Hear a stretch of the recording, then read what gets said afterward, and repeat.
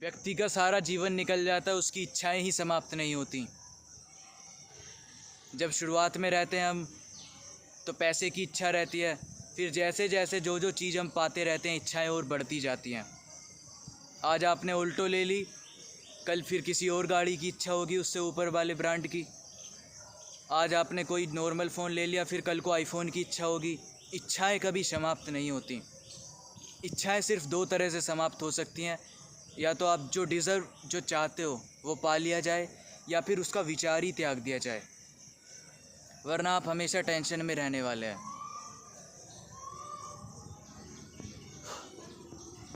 देखो भाई, जो डिज़ायर्स होती हैं ना, डिज़ायर्स मतलब इच्छाएं, वो कभी ख़त्म नहीं होती, वो आपकी हमेशा बढ़ती रहेंगी।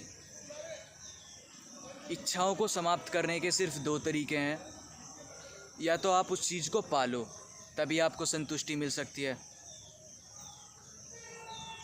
या फिर आप उसका विचार ही त्याग दो।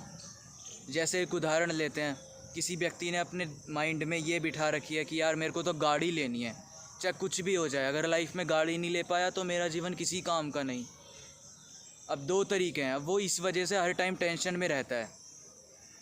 अब दो तरीके हैं इस टेंशन को कम करने का, या तो गाड़ी लेने के लिए मेहनत की जाए, क्योंकि अब उसे तभी संतुष्टि मिलेगी जब वो गाड़ी ले लेगा, या फिर ये विचार ही त्याग दिया जाए कि कोई नहीं, कोई गाड़ी वाड़ी नहीं लेनी, मैं लूँगा ही नहीं, या फिर ये विचार ही त्याग दिया जाए।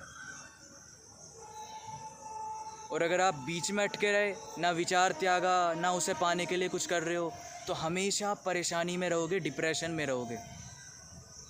इसलिए इस डिप्रेशन को दूर करने का सिर्फ एक तरीका है, जो इच्छाएं जो होती हैं, या तो उसको पालो, उसके लिए मेहनत करो जब तक तुम उसको पा नहीं लेते, क्योंकि 24 घंटे टेंशन लेने से अच्छा है कि एक बार तुम उसे पाने के बाद अपनी सारी जो डिज़ायर्स हैं वो ख़त्म कर दो, वरना विचार त्याग दो भाई, कह दो कि मेरी यही स्थिति रहने वाली है। जय श्री राम।